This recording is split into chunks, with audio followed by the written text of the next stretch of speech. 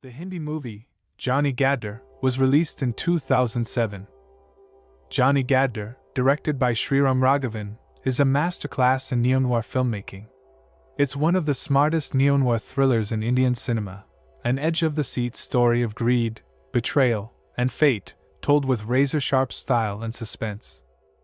It doesn't just tell a crime story, it pays homage to the pulp fiction of the 70s and the clinical suspense of legends like James Hadley Chase. The story follows a five-man gang of small-time crooks in Mumbai who run a gambling club, Sheshadri as the veteran leader, Shiva, Prakash, Shardul, and the youngest member, Vikram as played by Neil Nitin Mukesh. Sheshadri is offered a deal to buy a large consignment of drugs for 5 million rupees, which can be resold for double. Each member contributes 10 lakhs. Shiva is tasked with carrying the cash via train to Bangalore to complete the transaction. Vikram, fueled by a desire to run away to Canada with his lover, Minnie, who is also Shardul's wife, decides to steal the money. He wears a mask, boards the train, and uses a spray to intoxicate Shiva. However, Shiva fights back, and in the ensuing struggle, Vikram accidentally kills him. Vikram manages to escape with the money, but he now faces two problems. He has murdered a friend, and his partners are looking for a traitor. The rest of the film is a tense whodunit, where the audience knows exactly who did it, but the characters do not. Vikram has to systematically eliminate his partners as they begin to suspect him or stumble upon the truth that Prakash, suspicious of the timeline, he gets too close to the truth and is killed. Shardul, the most volatile member.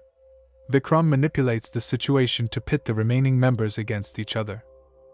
Sheshadri, the wise old lion who eventually pieces the puzzle together through a small detail regarding a book. The title itself is a brilliant piece of meta-storytelling. Early in the film, the gang is watching the movie Johnny Mera Naam. When a character asks Vikram what his name should be for the deal, he chooses Johnny. The Gaddaar traitor tag is earned through his cold-blooded descent into villainy. Raghavan uses a non-linear influence with a very linear, ticking clock tension. Unlike typical Bollywood thrillers of that era, there are no unnecessary dream sequences or over-the-top heroics. The violence is swift and messy, and the consequences feel heavy.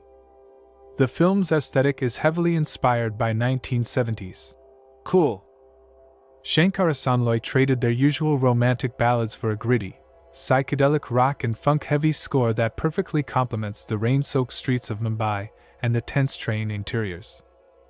The use of shadows, tight close-ups, and retro title cards gives it a distinct noir identity. This was Neil Nitin Mukesh's debut, and he remains chillingly effective. He plays Vikram not as a mastermind, but as a desperate young man whose primary trait is an icy, calculated survival instinct. The supporting cast, particularly Dharmendra as the old-school Sheshadri and Zakir Hussain as the sharp Shardul, provide a grounded realism to the underworld they inhabit. Johnny Gaddaar is a rare Indian film that respects its audience's intelligence.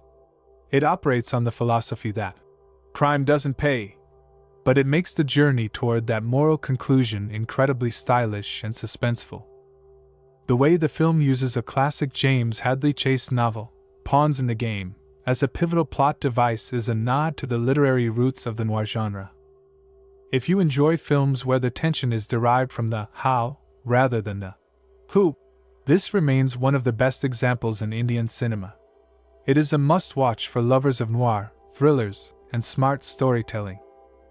It's a stylish, tightly woven tale of betrayal that proves Indian cinema can deliver world-class crime dramas.